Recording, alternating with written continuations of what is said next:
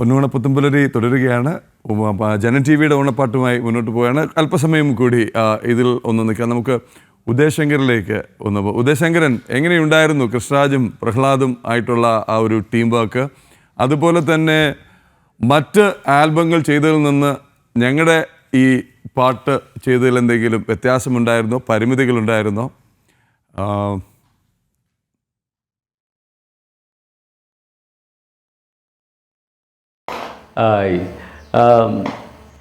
സത്യത്തിൽ സാർ, ഈ നമുക്ക് കഴിഞ്ഞ വർഷത്തേക്കാളും ഈ വർഷത്തിന് കുറച്ചും കൂടി ഭംഗി കൂട്ടി തന്നിട്ടുണ്ട്.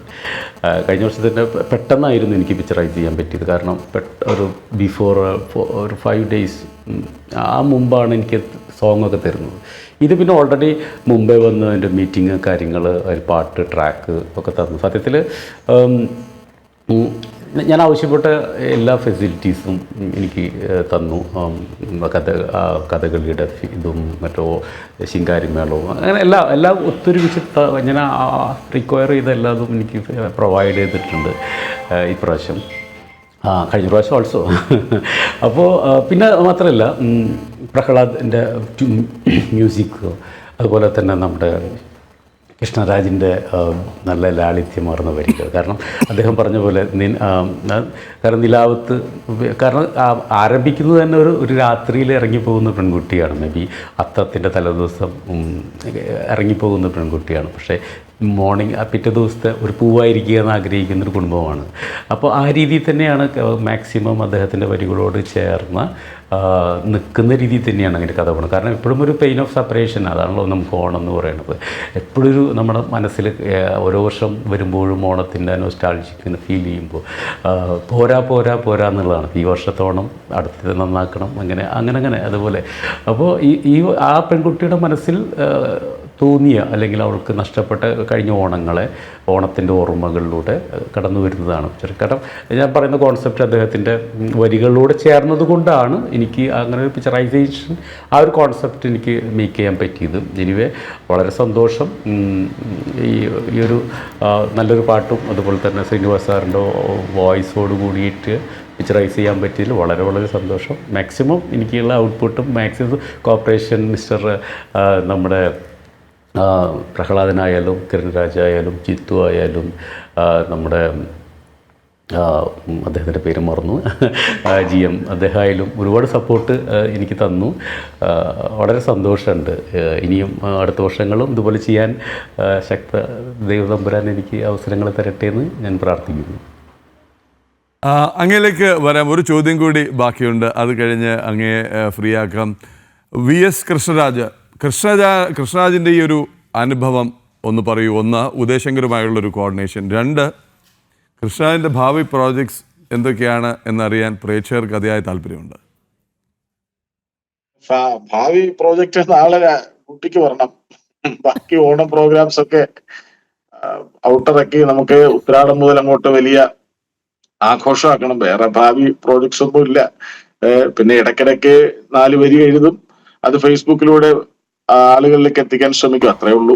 വേറെ പുതിയ പരിപാടികളില്ല. പക്ഷെ ഉദയശങ്കർ എന്ന് പറയുന്ന ആള് നമ്മുടെ മനസ്സിലേക്ക് എപ്പോഴാ സുന്ദരിയേവ എന്നുള്ള പാട്ട് ഒരു കാലത്തിന്റെ ട്രെൻഡി സോങ് ആയിരുന്നു. അത് ഒരുപക്ഷെ സിനിമാ ഗാനങ്ങൾക്ക് മേൽ ആളുകൾ ആലപിച്ച് നടന്ന ഒരു യുവത ആകെ ആഘോഷിച്ച് നടന്ന ഒരു പാട്ടാണ്. അപ്പോ അതിന്റെ ഡയറക്ടർ നമ്മുടെ ഓണപ്പാട്ട് ചെയ്യാൻ കഴിഞ്ഞ വർഷവും എത്തി, ഈ വർഷവും എത്തും. അപ്പോൾ അതിലൊരു വലിയ ഒരു സന്തോഷമുണ്ട്. കാരണം ഒരു അറിയപ്പെടുന്ന ഒരു ഡയറക്ടർ നമ്മുടെ പാട്ട് ചെയ്യാനെത്തുന്നു. അദ്ദേഹം വളരെ സിമ്പിളായ ഒരു മനുഷ്യനാണ്.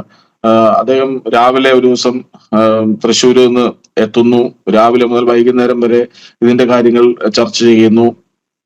അപ്പൊ അതിനുശേഷം അദ്ദേഹം എന്നെ ടെലിഫോണിൽ വിളിച്ചിട്ട് പറഞ്ഞു, ഇങ്ങനെയൊക്കെയാണ് ഉദ്ദേശിക്കുന്നതെന്നാണ് ഞാൻ കരുതുന്നത്.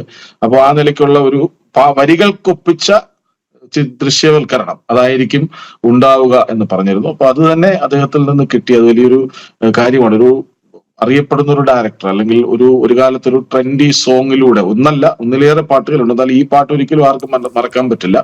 അങ്ങനെ ഒരു പാട്ട് ചിത്രീകരിച്ച് എല്ലാവരുടെയും മനസ്സിൽ കയറിക്കൂടിയ ഒരു ഡയറക്ടർ നമ്മുടെ ഓണപ്പാട്ട് ചെയ്യാൻ എത്തുന്നു.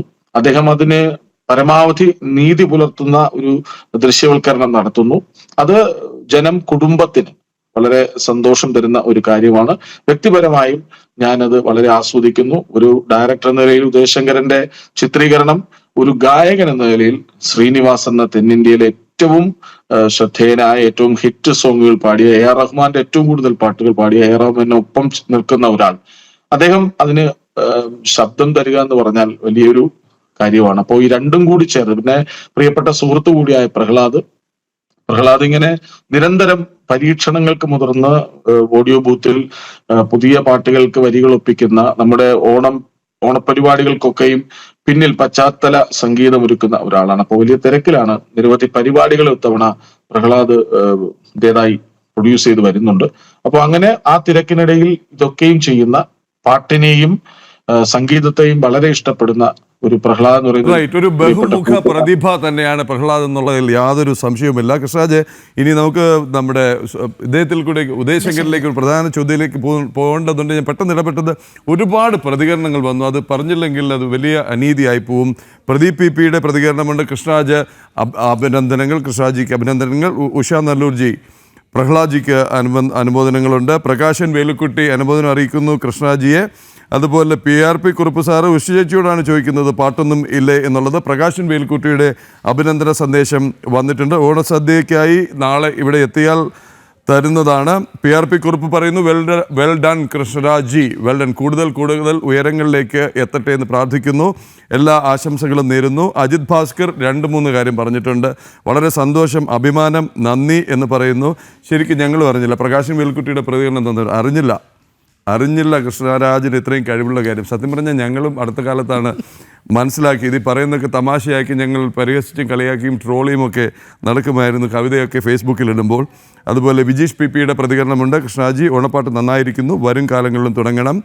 രചന, നമ്മുടെ അഭിമാനം. ജനൻ TV പ്രേക്ഷകർക്ക് വളരെ അഭിമാനമുണ്ടാക്കുന്ന നിമിഷം ആണ് ഇത് എന്ന് PRP കുറുപ്പ് സാറ് പറയുന്നു. ജനം കുടുംബത്തിൽ നിന്നൊരാൾ കവിതയുടെ ലോകത്തിലേക്ക് വന്ന്, കുറുപ്പ് സാറെ ഒരുപാട് കാലമായി വന്നിട്ട് നമ്മളാരും അംഗീകരിക്കാത്തതിൻ്റെ ഒരു പ്രശ്നം മാത്രമേ ഉണ്ടായിരുന്നുള്ളൂ. വർഷങ്ങൾക്ക് മുമ്പ് ഞാൻ കാണുന്നുണ്ടായിരുന്നു കുറച്ച് കുറിപ്പുകൾ ഈ സോഷ്യൽ മീഡിയയിൽ പ്രസിദ്ധീകരിക്കുന്നതിന്. അതുപോലെ ഇനിയും എഴുതിക്കൊണ്ടേ ഇരിക്കണം എന്ന് അജിത് ഭാസ്കർ പറയുന്നു. ഈശ്വരൻ അനുഗ്രഹിക്കട്ടെ. കുറുപ്പ് സാർ പറയുന്ന ആശംസകൾ നേരുന്നു. എഴുത്തിലേക്ക് ശ്രദ്ധ കേന്ദ്രീകരിക്കുമെന്ന് കരുതുന്നെന്ന് വിചാരിച്ചു. ജനൻ TV വിടരുത്, ജനത്തിൽ പ്രവർത്തിച്ചുകൊണ്ട് മുന്നേറുക എന്നൊരു ഉപദേശം കൂടി കുറുപ്പ് സാർ തരുന്നു. എനിക്കും അതൊക്കെ പറയാനുള്ളൂ. കൃഷ്ണരാജ്, ഉദയശങ്കറിലേക്ക് ഒരു ചോദ്യം കൂടി ചോദിച്ചിട്ട് നമുക്ക് മറ്റു വാർത്തകളിലേക്ക് കിടക്കണം. പ്രേക്ഷകർ കാത്തിരിക്കുന്നു. ഉദയശങ്കരൻ, ഒരു ഒറ്റ ചോദ്യം കൂടി. തമിഴ് 2 സിനിമ സംവിധാനം ചെയ്തു, അതിൻ്റെ അനുഭവം പെട്ടെന്ന് ഒപ്പം അടുത്ത പ്രോജക്റ്റിന് പറയാൻ പറ്റുന്ന വിശേഷങ്ങൾ, റസൂൽ പൂക്കുട്ടിക്കൊപ്പം ചെയ്യുന്ന പ്രോജക്റ്റിൻ്റെ ഇപ്പോൾ ഈ ഘട്ടത്തിൽ വെളിപ്പെടുത്താൻ കഴിയുന്ന കാര്യങ്ങൾ പ്രേക്ഷകർക്കായി. ഞാൻ തമിഴിൽ ലോഹി സാർ മരിച്ചതിന് ശേഷമാണ് ബേസിക്കലി ഞാൻ തമിഴിൽ പോയി 2 പടം ഡയറക്റ്റ് ചെയ്തത്. അതിനുശേഷം പിന്നെ കുറച്ച് ഗ്യാപ്പ് വന്നു. ഞാൻ കൊറോണ കാര്യങ്ങളൊക്കെ വന്നു, നല്ലൊരു ആർട്ടിസ്റ്റിന് ഡേറ്റൊക്കെ ഉണ്ടായിരുന്നു തമിഴിൽ. പക്ഷേ കൊറോണയ്ക്ക് ശേഷം അത് വർക്കൗട്ടായില്ല. പിന്നീട് ഞാൻ വീണ്ടും റസൂൽ പൂക്കുട്ടിയുടെ, പുള്ളി ഒറ്റാന്ന് പറഞ്ഞ പടം ഡയറക്റ്റ് ചെയ്ത് പുള്ളിയുടെ കൂടെ അസോസിയേറ്റ് ചെയ്തു. ഒരു ലെജൻഡായ വ്യക്തിയുടെ കൂടെ അസോസിയേറ്റ് ചെയ്യുക, അതുപോലെ ലോഹി സാറിൻ്റെ കൂടെ അസോസിയേറ്റ് ചെയ്തിരുന്നല്ലോ. അപ്പോൾ അങ്ങനെ മുന്നോട്ട് പോകുന്നു. ഇപ്പോൾ റീസെൻ്റ്ലി ഇപ്പോൾ മലയാളത്തിലേക്ക് ഞാൻ ആദ്യം മലയാള ചിത്രത്തിൻ്റെ പരിപാടികൾ ഇങ്ങനെ നടക്കുന്നു, കഥ പറച്ചിൽ പരിപാടികൾ നടക്കുന്നു.